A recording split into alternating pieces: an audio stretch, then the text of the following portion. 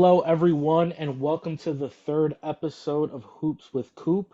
I'm your host, Noel, and today we have a special guest, Mr. Derik Cooper. Welcome to the pod. Thanks.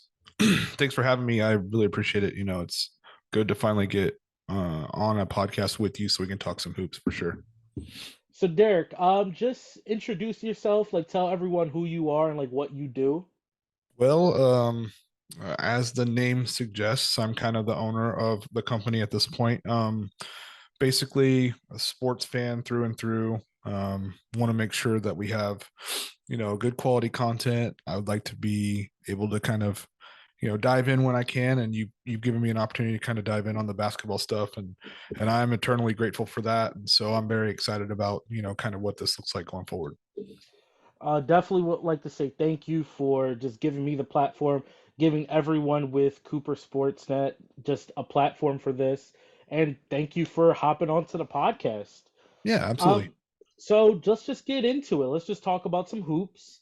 Obviously you came on here, so you're a big basketball fan, but I know for a fact you're a big sports betting fan, isn't that right? Yeah, definitely love to sports bet. It's kind of one of those things that's kind of a passion of mine. Not always a good passion to have, depending on how hot or cold I am at this point. But definitely something that keeps it's kind of one of my vices in life for sure. You're in Houston though, right? Yeah, correct. Yeah. So how does that work with the betting there? It's not legal there, right? So technically speaking, I've been sports betting since I was like 18 years old. A lot of offshore accounts. I've had accounts for over a decade plus. I've never had any issues offshore betting, so it's kind of worked out well for me. But yeah, you're right. In Texas, it is not very easy to make sports bets unless you know kind of how to go through the process. I actually kind of compare it to crypto in a way. Like a lot of people have difficulty getting involved in crypto right now. Very similar in Texas for people that are trying to get into sports betting. So I do not envy that whatsoever. I feel bad that you just can't, like for me, I could just, log into FanDuel, DraftKings or whatever and then just put a bet in and then go along with my day. Some people like, if they don't know what they're doing, they're not going to be able to bet there in Texas. So luckily you have the experience, I would say. yeah, and I want to say a lot of it was kind of trial and error. Obviously there's been some offshore sports books that have done some nefarious things with player funds and things like that. But I've been very lucky that I kind of got involved in kind of the main books on the off in the offshore industry, and I've really never had any issues in my experience. So Is there any chance that Texas will legalize it anytime soon, or has there been talk about it? so the problem you have in Texas is that you have states like Oklahoma and Louisiana who have legalized gambling, and they pump money into the political system in Texas, which basically helps super conservative candidates get um, elected into our state legislature. And because we have a super conservative state legislature, it's very tough to get those bills through, the House and the Senate in order to get them. Because that would have to, in Texas, you'd have to amend the Constitution in order to expand gambling in any way. And so what that means is you'd have to get, an abundance of support through the House and Senate in the state of Texas in order for it to go to a referendum, which is voted on by the people. Wow, so it's just like a long process just to even get sports betting involved. Yeah, Wow. that's why I firmly believe we're probably one of the it'll probably be the last state to come on board. Um, Wow. because again, Texas is kind of the great frontier. If you've ever, I don't know if you've ever been to Texas, but if you are a Texas um, citizen or whatever, and you live in Texas, basically when you drive across the border into Oklahoma and Louisiana and you go to a casino, the entire parking lots are filled with Texas license plates. And it's because it's kind of a tourist destination for Texans to leave the state and go gamble.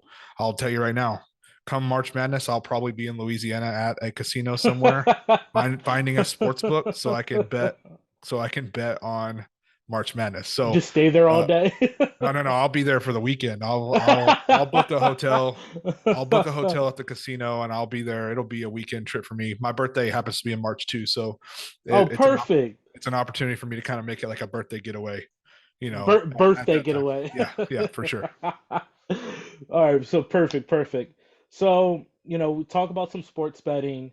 Do you have any, do you have I came up with a couple future bets for basketball. Just, whether it's MVP race, whether it's who's going to win a championship, who's going to win division, conference, whatever. Do you have any that come to your mind that has really good value and think actually has a chance of hitting? So I will tell you, just from my experience, I dive so deeply into college football and basketball. I mean, college football and pro football, that I really don't place a lot of futures bets at the beginning of the NBA season. I have, in preparation for this podcast, gotten a chance to look at some of the future stuff, and I find there are a few opportunities with big value that I think people should look at. I am a diehard college basketball better. It is where I always just churn out money for some reason. It's every year I'm profitable in college basketball. So I actually lean towards betting on college basketball more than pro basketball. I'm a big player props guy in pro basketball. Just because I think that's Yeah. you can kind of and you and I have talked about this off of the podcast. You can kind of see some positive indicators and really get a feel for players that are doing well. I'll just tell you right now, I've rode Paolo Banchero for since he debuted in the league this year, and basically I've been on his overs on rebounds and points pretty much every night he plays, and it's been a pretty profitable season thus far. Just being on Paolo Banchero, he's the no doubt MVP. I mean, rookie of the year in the NBA. There's no value to find in that race because that thing is locked up already. So That's gone. It's been done since game 10. Like yeah, from game 10, as long as he was gonna stay healthy, it was a lock that Paulo's gonna win. Even like something like most improved, like that's a award that's very hard to dictate. But for this season, I could pretty strongly say that Shea Gilgeous-Alexander is gonna win it just because of the jump he's made, and no one else has really made a leap that far compared to someone like him. So that's another race that you could say is probably locked up. So I could see it's a little bit hard to dictate. Okay, you already know two races for the most part are already pretty much locked up for the most part. So do you have any long shots for maybe MVP, Defensive Player of the Year, whether it's who's going to win the conferences, anything, or do you even have any college basketball that you want to share, like for futures, like who you have as like pretty much like a front runner to make it to Final Four national title game? so I would love to dive into kind of the Defensive Player of the Year award, also Six Man of the Year, and I think there's some value in both of those awards as well as Coach of the Year at this point. Um, Defensive Player of the Year right now, the favorite's Brooke Lopez from the Milwaukee Bucks. He's at plus 150 at some books that I've seen. Um, Very interesting that he's kind of the favorite.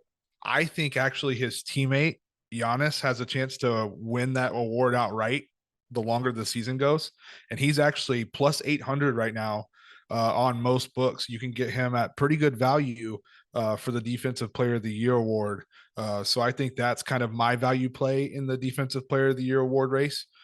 Which would be Giannis over Brooke Lopez. I think the longer the season goes, if Milwaukee can kind of stay at that one seed area in the Eastern Conference and Giannis kind of takes over down the stretch, I think you could easily see some of those odds shift in Giannis's favor because he is loved by the media for the most part. So, and we all know those awards are voted on by the media. And again, I think Giannis has a chance to prevail at a valuable price at 8 to 1. I like that pick because Brooke Lopez being the favorite, it makes sense for what he's done so far. But at the same time, Giannis is probably going to have is going to have the trajectory of just going upward, upward, upward. And he's already won Defensive Player of the Year before. He's going to have more rebounds than Brooke, probably relatively the same amount of blocks, more steals. He's going to be everywhere. Whereas like Brooke Lopez is a really good help defender, but Giannis is flying everywhere on the court. And like how you said, the media loves Giannis. So Giannis at 8 to 1, 8 to 1. You said right? Yeah, 8-1. That's I would take those odds in a heartbeat. Just because the likelihood of Brook Lopez. It's weird thinking Brook Lopez winning Defensive Player of the Year just doesn't sound right in my head. So Giannis winning definitely does. Um, I just want to throw one out there that I feel as though has really good odds right now, and it might sound crazy, but the New Orleans Pelicans to win the West at +1,000. Now, it might sound crazy because you're thinking the Pelicans, I mean, they were what, the 8th seed last year. Zion's coming back, and it's just a young team. They don't have playoff pedigree. It's a different year. The Western Conference is weak. As of right now, the Pelicans are a top three seed. The West is weak. The Warriors and the Suns have better odds right now than the Pelicans on multiple sports books, which I think is ridiculous. The Warriors are, to me, Warriors write them off. Suns, I'm not going to write them off yet because they have a pedigree, but I'm close to writing them off. To have the Pelicans at +1,000, amazing value. They're playing so well. They're a top three seed in the West. Brandon Ingram has been out for the majority of like the last month with a toe injury. Herb Jones was out for a little bit. Zion is getting his footing back while looking dominant. Jose Alvarado, I love Jose Alvarado. Then you have the team is just deep. You have Jonas Valanciunas who could drop, I guess, 36 points. I don't even want to talk about that. I put money on his under, and he had six threes at halftime, and I It's was like, I always don't know. good when I it's always good when I see you post in the chat, you know, hey, I actually bet the under on this. Check this out. And then it's just a massive over already, like in the first half or I don't whatever. know what happened. I'm like, oh, under because I have like all these like thoughts and stats, and then just boom, six threes in the first half, and I'm like, okay. But even like someone like Dyson Daniels, who could come off the bench, and even as a 19-year-old rookie, knows his role and understands like, okay, I'm here to play defense. I'm here to move the ball around. Doesn't make mistakes. I love Trey Murphy. If Brandon Ingram was healthy, they would have two All Stars. And I even forgot CJ McCollum, who's having a down year, but he's still productive and is a pretty good leader for that team. The Pelicans winning the West, it is not as far fetched as people would think it is. It's really not. Like the Nuggets, as of right now, the Nuggets are the one seed. You have the Grizzlies, then you have the Suns, and I guess the Clippers because the infatuation of the Clippers for the past 4 years will never go away. As much as I do think they have a chance if they're fully healthy, they have to prove it because it's like, how many times do we have to see the same script?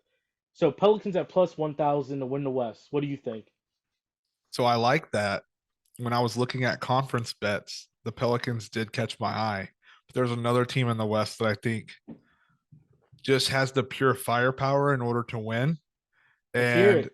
they have worse odds than the Pelicans even to win the West. Woo! Okay. And that's going to be the Dallas Mavericks at 16-1. Wow. When Really? you Make the get case. when you get Luka in the playoffs, as we've seen thus far, he's been able to kind of carry teams that are less talented against teams that are more talented.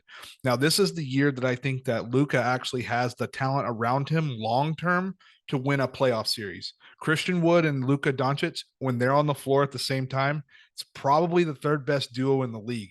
And I'm not joking with you when I say third best duo. The problem is Christian Wood just doesn't play the elite defense that needs to be played by your second tier scorer in order for them to be successful. I actually really like the versatility of the Dallas Mavericks. Again, you said it earlier. The West is down this year. I don't like the Warriors at all. They're terrible on the road this year. They feel like Klay Thompson maybe he's never going to come back fully from that injury that he had with tearing the Achilles.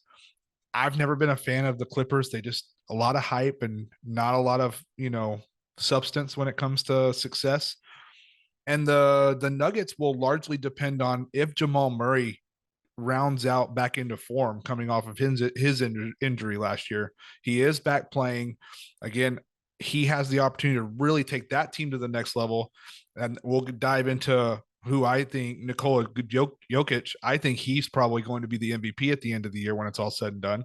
He has hit a stride that is kind of unparalleled. If you want to really look at his stats, the only person that I remember putting up stats like that is Akeem Olajuwon when it comes to how just versatile he's been for that team. And if they can maintain the one seed again, you know that the way the NBA works and the way the NBA media works, it's a lot of storyline type voting, right? Jokic is coming off of back-to-back MVPs. He might be adding a third one on the list this year, and he's at 6-1 to win that. So that's a pretty valuable line to take as far as the MVP race.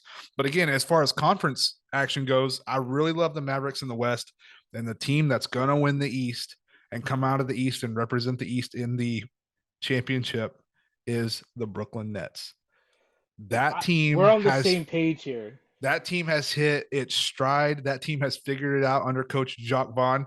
By the way, also a sleeper for the Coach of the Year award. You Mm. might want to grab him right now. He's at 8-1 to win Coach of the Year, and that team is on fire. They've won 9 out of their last 10. They've been great since they've kind of figured things out under Jacques Vaughn. That team is ready to rock, and don't sleep on Kevin Durant in the MVP race either. He also will get some traction. His odds will change a lot. He's got some value still right now. I would look at Jokic and Durant as some possible value picks in the MVP race, with Giannis and Tatum being the favorites at two plus 275. Now, Derek, I'm very happy that we are on the same page here because in my notes, I wrote down as my second best value pick was Jokic. The sportsbook I checked was plus 700 to win MVP.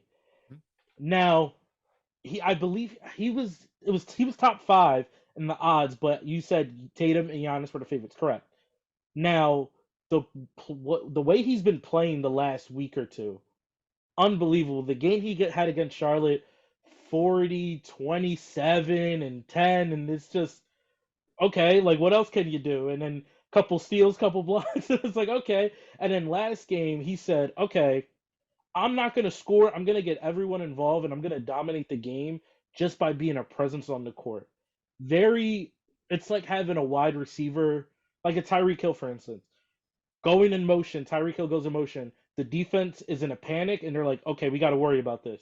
That's how it was with Jokic on the block, working on Steven Adams or in the high post. And they're like, okay, what are we gonna do? And he's like, this is what I'm gonna do. I'm just gonna pass it to everyone for easy dunks, controlling the game at his own pace. Now, with the MVP, is it going to be hard for him to win because of voter fatigue? It is because the way the media works, it's always like, well, he already won it, so why should we give it to him again? People can make the case Steve Nash, the year after he won his back to back, that was probably his best year out of the two MVP years, so they won't give it to Steve Nash. Oh, Jordan, he robbed Kobe one year. That he happened. did rob. He did. He robbed Everyone Kobe will of a agree. of an He MVP. did. He did Yeah. rob him. But then you can even go back to '98 when Karl Malone wins, or was it '97? Karl Malone won MVP over Jordan. It was '97. Mm-hmm. Karl Malone wins MVP because it's like, wow, are we just gonna give it to Jordan again? The last three-time winner was Bird in the mid '80s. So it is going to be difficult for Jokic to win MVP his third one, but the way he's been playing and the key you brought up was the Nuggets being the one seed. That's always the key with the voters. Now, he didn't win it as the he won it last year as the fifth seed, and the prior year he won it as the fourth seed or third seed. I think he was the third seed. He was the third seed, yeah, because he played the Suns and they were the second seed, yeah. So he hasn't been. He's been a top four, top five seed, but this year he might capture the one seed. I will say his biggest competition will definitely be Giannis and Tatum for sure.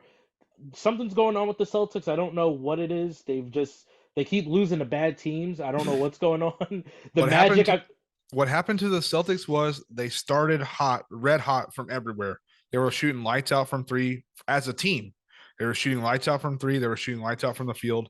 They have actually come back to reality, so to speak, with their shooting percentages, and they're not playing as good a defense as they played in previous years, and so they are having issues with getting stops at key moments. Which is odd because Robert Not, Williams is back. but not to say that I honestly think you have teams that just go through these stretches where it's like, we know we're going to be in the postseason. It's the regular season. Let's coast a little bit because we know Mhm. we're going to be there at the end. Again, I honestly think home court doesn't truly matter to these elite teams at the end. I think, if you can just put the best five on the floor, and I guess the Celtics have shown it, they're the deepest five at a time in basketball for the most part. That if you can just make sure everybody gets through the regular season healthy and you're firing on most of your cylinders come postseason time, it doesn't really matter where you play, to be honest. Yep, true. I totally agree. So, do you have any, maybe even some college basketball, or do you just want to stick with NBA? Any other futures? So I definitely have some futures stuff going on in college basketball. Before the season started, and you got a chance to see this in the chat that we have together, but I was very vocal about make sure you get some money on Texas, make sure you get some money on U of H. You know, there's a chance the Final Four's in Houston this year. There's a chance that three schools from Texas are in the Final Four, and I'm not joking. And that's Houston, Texas, and Baylor. And don't forget, TCU's playing really well as well. They're 9-1 right now in the regular season. What's that guy's Um, name? Limpkin. I love him. yeah, Lampkin. Lampkin. I love Yeah, him. I yeah. love the way he plays. Um, Houston probably has the deepest team they've ever had under Kelvin Sampson, and they play defense in a way that frustrates a lot of teams. They just went on the road, I think, and got a big road victory against Virginia, a top five Mhm. victory against Virginia, I think, last weekend. So Houston's not going to really get challenged in their conference. They might lose one game. They might go undefeated throughout conference play. So they'll for sure go in, I think, as the number one overall seed in the tournament.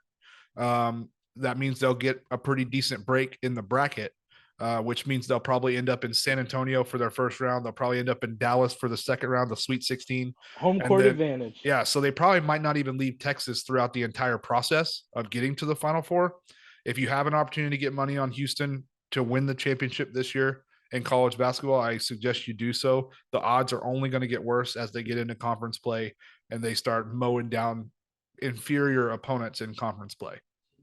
So, I follow college basketball not as much as you, obviously. So, are there any teams that might come as a surprise when it comes to March Madness? I know North Carolina is struggling completely. Do you think they'll be able to turn the tide and you could get good value on a North Carolina team who's been to the national title game last year that returned a lot of the key players from last year? Do you think there's any value of putting in a North Carolina to make it to the Final Four once again? To be honest with you, I think you have a situation where that team's just kind of complacent. I don't think they're playing their best basketball. I think they've struggled to really find a stretch of playing good basketball. Um, I think they have opportunities in ACC play to kind of get ready for tournament play because the ACC is kind of a gauntlet throughout the regular season. So they'll have excellent opportunities to do so. I just think they're not equipped this year to really make a deep run in the tournament. Um, Last year they kind of got hot at the right time. Armando Baycott played excellent down the stretch. He was a key force for them, getting all the way to the Final Four, the championship game. And so I just think that that team, and I grew up a Tar Heel fan. Uh, I just don't see them having the same success that they had last year, making a deep run into the tournament. And again, we all know about this. It's going to be very matchup dependent, right? Your tournament path is very matchup dependent. Who you get in your bracket, who you catch on that second day in the first and second round. You know, when you don't have time to prepare, or if you catch a really good defensive team in the Sweet 16 because they get a week to prepare for you, you know, there's a chance that you run into kind of a gauntlet when it comes to the defensive side of the basketball. And and if you end up in that situation, you could be out in the Sweet 16 and be a team that could potentially challenge for a championship, but you just caught a bad matchup. Got it, got it. So, okay. So definitely looking at North Carolina like, just not feeling it this year. You guys kind of like I don't want to throw the F word frauds out there, but I mean they were the number one team heading into the year. But a lot of people disagreed with that. A lot of analysts and stuff like that thought it should be Houston coming into the year. But a team that's I don't know if this was a surprise to you, but a big surprise to me. What about a team like UConn? Are they actually for real? So again, UConn will face a lot of tests in the Big East, right? So that's kind of everybody's kind of waiting to see kind of Purdue and UConn, both of those teams undefeated throughout the regular season so far, number one and number two in the country right now as far as the AP top 25.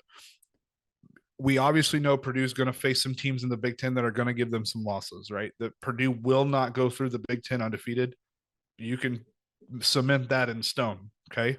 So with that being said, UConn's going to face a similar path in the Big East, right? They'll face the likes of Syracuse.